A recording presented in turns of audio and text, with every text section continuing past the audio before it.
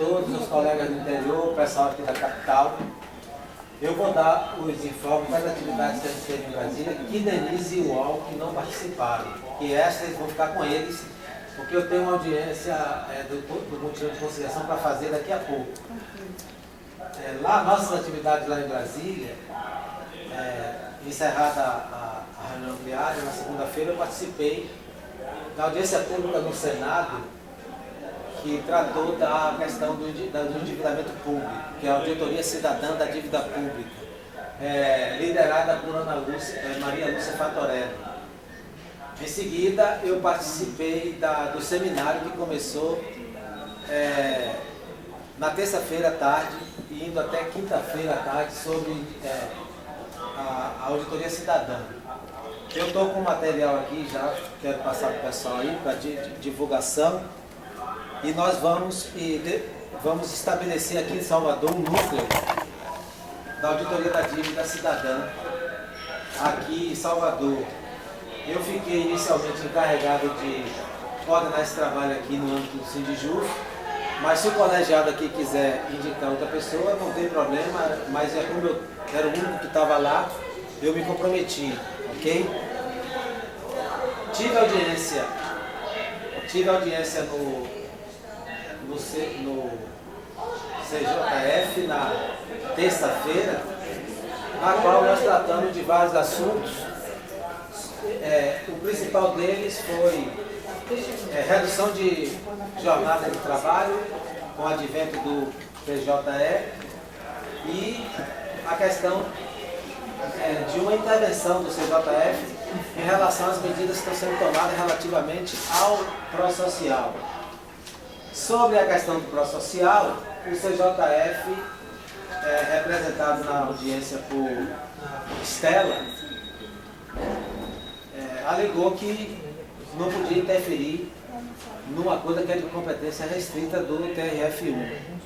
Mas eu disse para ela que, na medida em que o TRF1 toma medidas insensíveis, sem entender a realidade do servidor que é filiado ao pró-social, como no caso de 2 servidores aqui que têm doenças graves e que têm que entrar no custeio, enquanto que nos planos de saúde reconhecido pela Anatel, a ANS, não há esse tipo de cobrança e os planos custeiam inclusive medicamentos. E eu pedi a ela, de qualquer forma, que se empenhasse para levar o pleito para a presidência do CJF. Com relação à jornada de trabalho, redução da jornada de trabalho, a Estela pessoalmente riu, deu aquele riso assim meio discreto e sarcástico. Porque ela acha o pleito uma coisa impossível.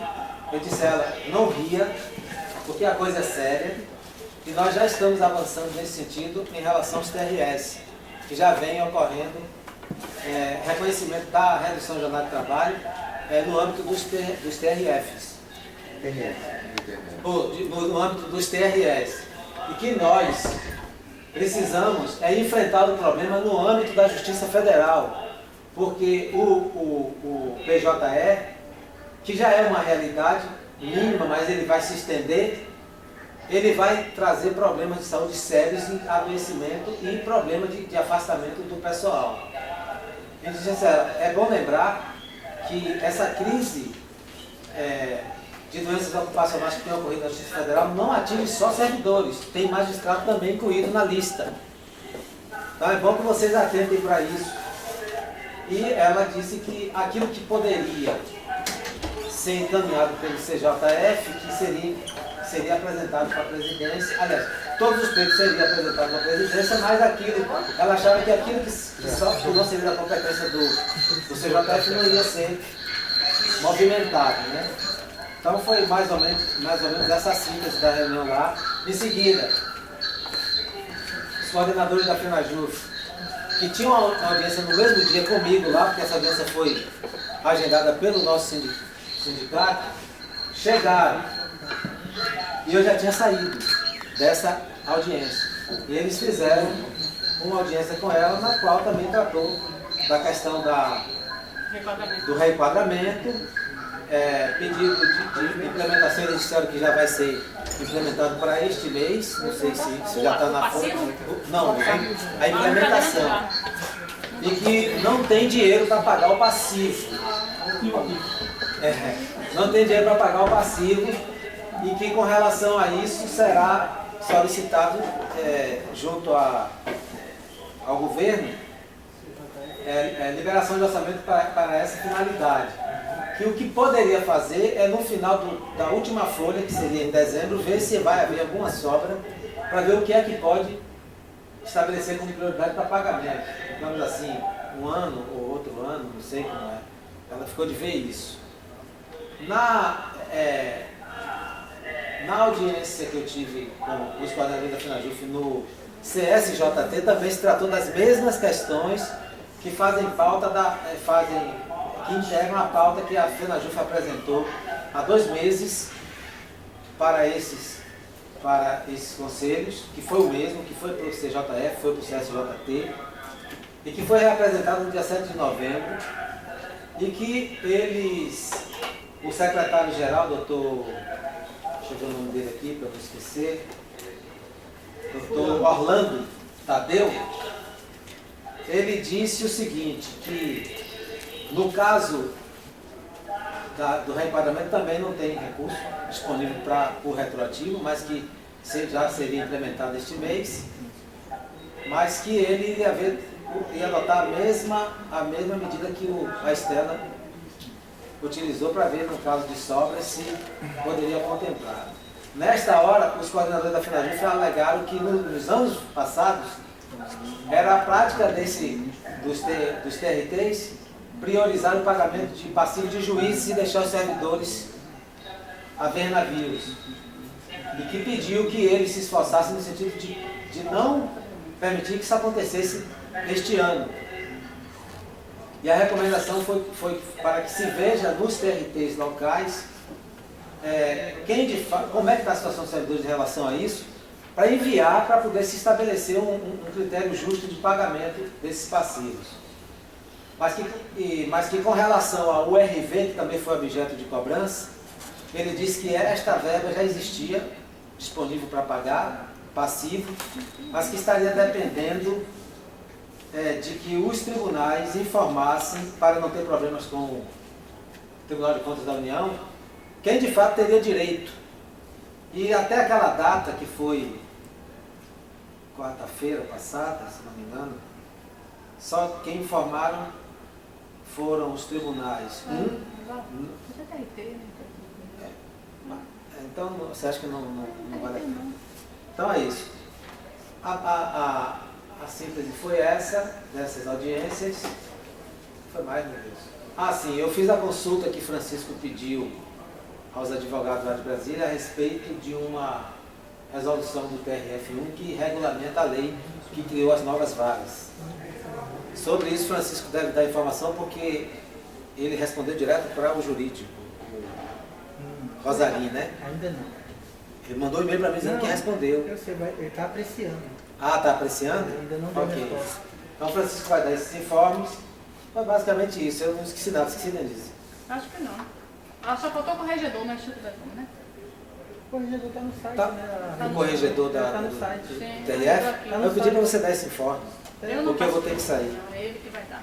Certo. ele. Só lembrando, gente, que a gente tem que dar uma corrida porque temos que liberar a sala até 14 horas. Né? Então, com relação à reunião do diretor geral, o debate que o nosso coordenador falou, falamos de novo. Quem quiser do ver, jornal. pode ir passando aí. E ele também fez aquela risadinha, né, fora do contexto. Só que como falamos a ele, que já são 9 TREs que conseguiram reduzir o jornal.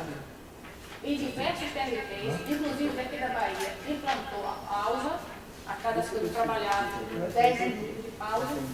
Aí ele já, 50 mil trabalhados, então ele viu que não está né? Então a gente pediu para oficiar com esses exemplos de contato que a gente tem de agradecimento e falou de achar que falou de agir com ironia, né? Porque realmente é uma conquista que está se alastrando pelo país. Uma pergunta, quais são os dados que vocês têm dos habitantes? Olha, os dados são dados dos estados que forneceram. Tem Goiás, acho que Minas Gerais e Rio Grande do Sul. Aqui da Bahia? Aqui da Bahia ainda não, mas a gente vai pedir que forneça esses dados. A gente da qualidade de vida já tinha pedido isso já há um tempo, inclusive, e até agora não tivemos nenhuma informação. Assim, a gente vai reiterar isso, porque é uma discussão, né, inclusive, da questão, tipo assim, da atividade cada dia mais virtualizada. Não só na área judiciária, mas também na área administrativa, né? Na recente correção administrativa, o diretor deixou bem claro que o EADMIN é uma realidade que a gente tem que trabalhar dentro daquele sistema, que é totalmente virtual. Então, assim, a gente está trabalhando o tempo inteiro com digitalização de processo, na área administrativa, com digitalização de documentos. Então, assim, em função disso, eu acho que cada dia mais fica amarrado a questão de que a atividade, né, já é legalmente colocada como 30 horas, entendeu? Porque foi no momento que o tribunal opta por fazer a virtualização das suas atividades, ele obviamente tem que cumprir as leis, né? Exatamente. Então é uma coisa que não é utopia, não. A gente tem que ver como é que a gente vai trabalhar isso, né? E aí precisa daqui isso, vai ser a nossa ação, porque nós somos diferentes da RTPE. Nós temos o nosso tribunal é lá em Brasília, são para todos os estados, então tem que trabalhar tudo junto. Não dá para só a Bahia brigar por não nada. Tem que brigar lá, TRE, Penaju. Sessões judiciárias, subseções. Tem que tudo brigar junto. Então a gente tem um encontro agora, o Luta Penaju, no Congresso, que é o Penaju, que é em São Paulo, dia 7 de dezembro. E vai fazer o primeiro passo nosso, achando que eles já deram os passos, né? Mas talvez seja o primeiro passo, não sei, pode ser o primeiro passo, para unir para uma outra conjunta operativa para a ordem do tribunal para cá. Outro informe sobre a ilha do TRF1, a questão de servidores para a administrativa e para as varas. Como foi falado, existe projeto já de aumentar o quadro de servidores para as varas, porque não trazer pessoas, como falou, trazer pessoas, né, para integrar, mas sim criar cargos para as áreas. É isso que a gente quer. A gente quer cargos, a gente não quer terceirizado, não quer requisitado. Né? Nada contra do ponto de vista requisitado. Terceirizado nós temos tudo contra, sim. Mas é importante criar cargos. Então, com relação à administrativa também tem um projeto até mais avançado do que o das varas. Só que das varas, como está tendo muitas varas, criação de varas, né, anda mais rápido. Mas existe um projeto já da administrativa para educação de cargos. E da área de TI, que está acomodando separadamente, porque a área de TI não tem aumento de pessoal. A área de TI é o mesmo número de pessoal de 15 anos atrás, e terceirizado triplicou. O quadro é esse, no país todo, a gente está vendo o que está acontecendo, né? Todo ano o sistema cai, toda hora o governo. Com relação ao pró-social, isso, aí eu acho que a gente acha que tem alguns avanços, viu que vocês são? O diretor-geral, é só para você, não é porque está distante. O pró-social é o seguinte, nós batemos que o pró-social é um programa de saúde, um programa de assistência social, nossa, é um programa. Né? Então, se nós somos copartícipas, nós somos membros, teremos que ser ouvidos também. Não dá para a gente só receber as mudanças e por etapas. O diretor da SEB fala com as SEBs falam com a gente, toma as porradas daqui e não posso dar nada só com ele, mas ninguém chega até ele. Né? Então, isso é uma coisa que a gente colocou bem claro. Eu vou pegar o computador e impressora. Propusemos que fizesse uma videoconferência com as propostas de mudança, porque tem mais mudanças aí, não aconteceu ainda, porque o pessoal estava viajando, mas vai acontecer. Não só no social. Rolou um boato, não sei que na verdade não recebi nada oficial também, e algumas pessoas comentaram comigo quando voltaram de Brasília, que dia 22, ou seja, amanhã, teria uma reunião do Conselho que o próprio regulamento, que foi recentemente alterado, seria alterado de novo. Foi se colocado alguma coisa lá nesse respeito? É 22 mesmo? Era dia 11. Não foi dia 11 porque o diretor estava viajando. Remarcou-se, e a gente não ficou sabendo, eu não fica sabendo. Gente. Pois é. Então, estou sabendo agora que é dia 22. Né? E nesse dia 22 vai ser colocado nossa proposta de fazer uma videoconferência da SECB com os servidores do Estado, todo o Estado e toda a primeira região, direta, videoconferência, né? Para que todo mundo possa opinar, possa brigar, possa conversar com o diretor da SECV diretamente. E o requerimento que nós entramos, por causa da história da questão de saúde, né? Vocês sabem que o servidor foi retirado do plano, está todo removido. E outra questão, o servidor, a esposa doente, precisa de medicação e não fazia parte da cota. Simplesmente o social resolveu colocar na cota. Ou seja, uma medicação caríssima de mais de 10 mil reais, de 14 mil reais, colocar na cota do servidor, ele vai fazer o quê? A cada medicação tomar um negócio desse. E eu dei previsto em lei e a gente vai entrar judicialmente. Eu posso conversar com um colega que deve estar me assistindo, vai conversar com o colega, porque o diretor da SEC bem ironiza os nossos pedidos de resposta e de ação para reagir, para dar resposta em relação à saúde. O diretor-geral, ainda falando da reunião, ele disse o seguinte: o plano social vai mudar. O plano social vai ser um novo plano, a partir do novo conselho, voltado para o servidor e para a vida. Ele colocou as palavras. É um plano do servidor e de vida. Ou seja, o que não for vida é morte. O que não for vida é estética. Isso é que a gente está deduzindo. Então, gente, o plano social deve passar por mudanças, mas tem que se movimentar, tem que se organizar. Exatamente. Então, eu cheguei atrasada. E assim, eu não sei se foi na fala de Lorival, se ele contemplou isso, mas assim, que ele estava falando da reunião com o CNJ. CNJ. E assim, a gente tinha tido uma conversa extraoficial, daquela conversa que teve com a gente teve Maristela, sobre a possibilidade, porque assim, já pensando na questão da comissão que foi formada, do próprio sindicato, que na verdade eu faço parte, das viabilidades do processual vindo a gente se tornar a oitava região, que é outra questão, né? E da possibilidade do conselho. Posso falar sobre isso? É isso que eu Porque queria. eu esqueci, eu acabei esquecendo. Aí eu falei que você não fala dele. Uma das falas foi sobre a questão de haver que esse plano de saúde ou um modelo semelhante fosse gerenciado no âmbito do CJF, para evitar aqueles problemas de base de salário, não sei o que, o pessoal não poder ficar no plano. E ela disse o seguinte, que já tem um pleito dos juízes federais no CJF com essa mesma finalidade. Aí, dos juízes. Então, e tem um processo, ela até ficou de passar o número do processo para mim. Eu tentei até pegar o número do processo na hora, mas o colega lá do conselho não estava presente para me dar o número do processo. E ela ficou de me dar o número do processo e eu vou até mandar um e-mail para ela cobrando. Seria o juiz queria processar para eles nacionalmente? Não, ele quer o quê? Um plano igual ao plano social, mas gerido pelo CJF.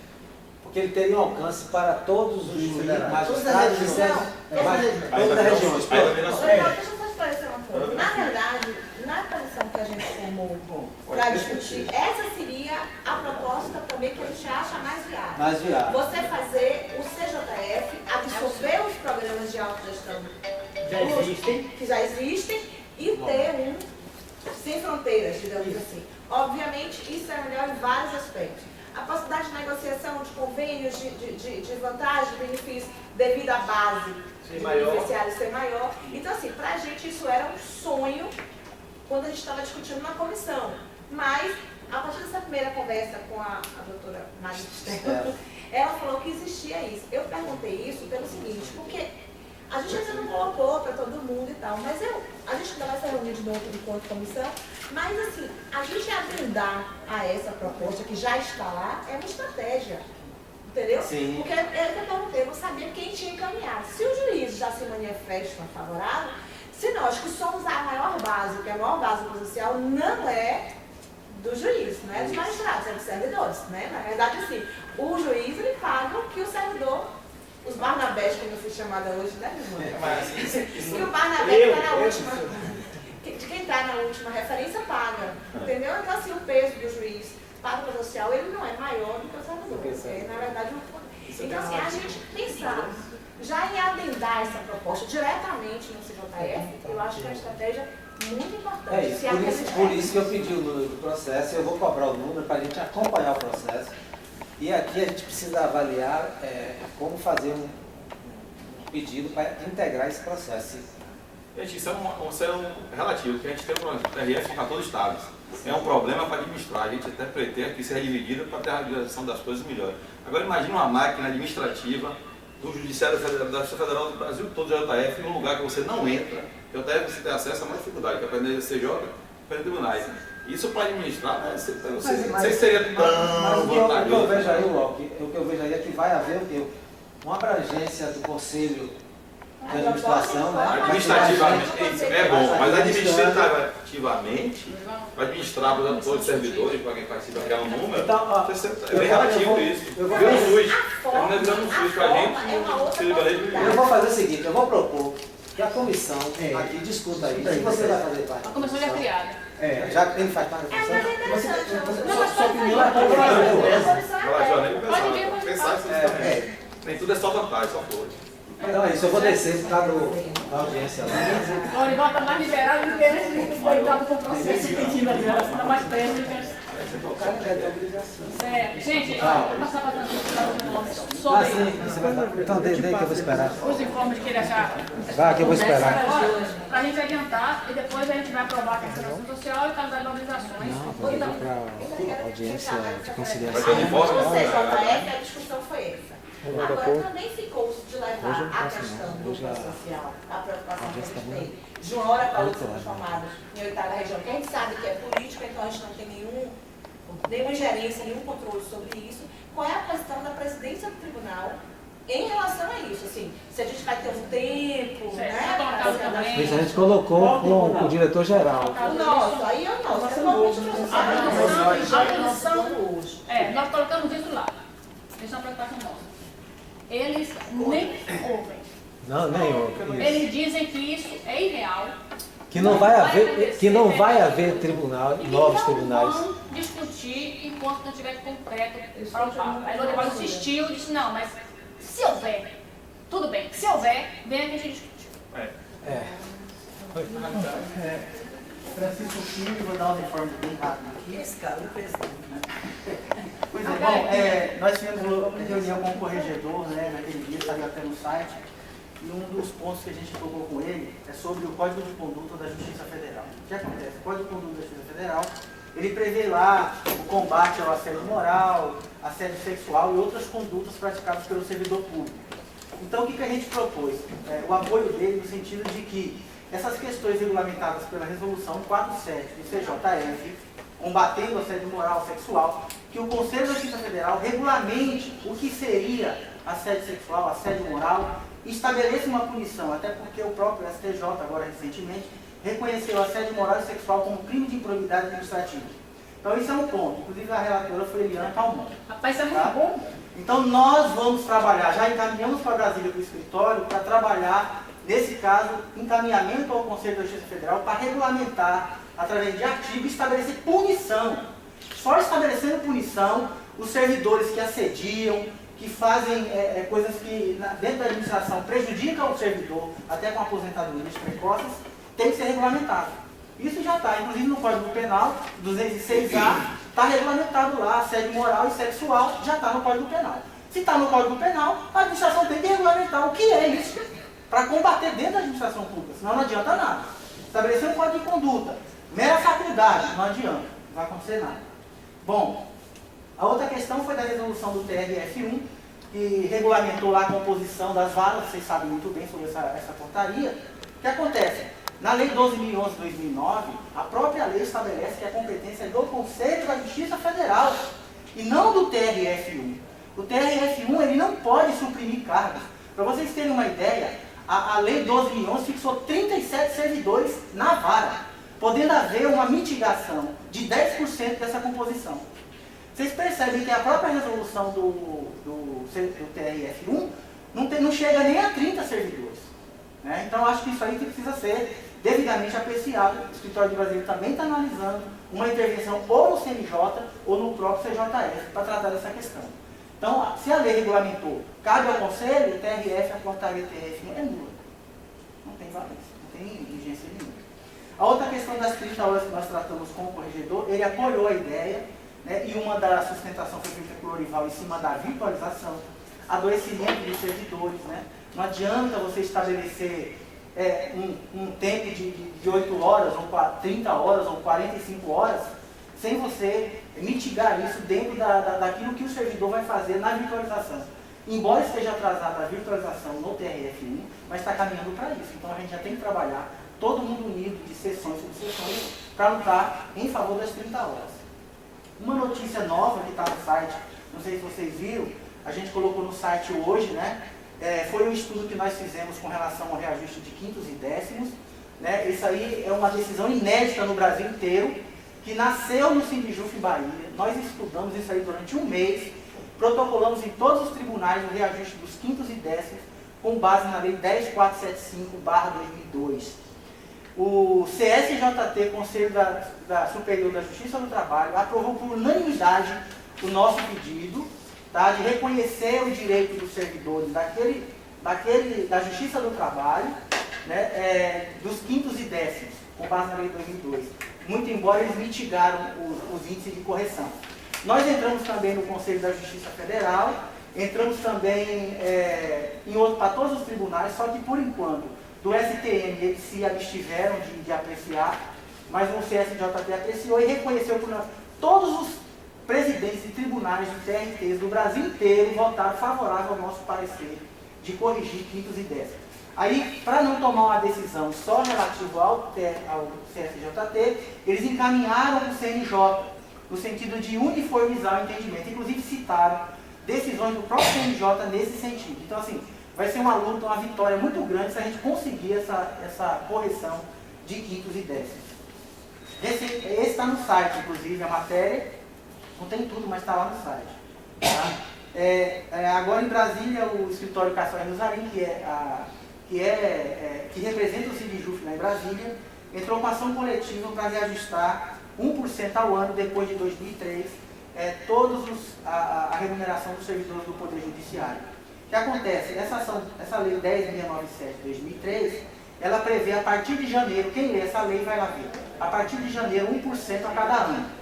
Lógico que ressalvando, né, a recomposição da inflação anual.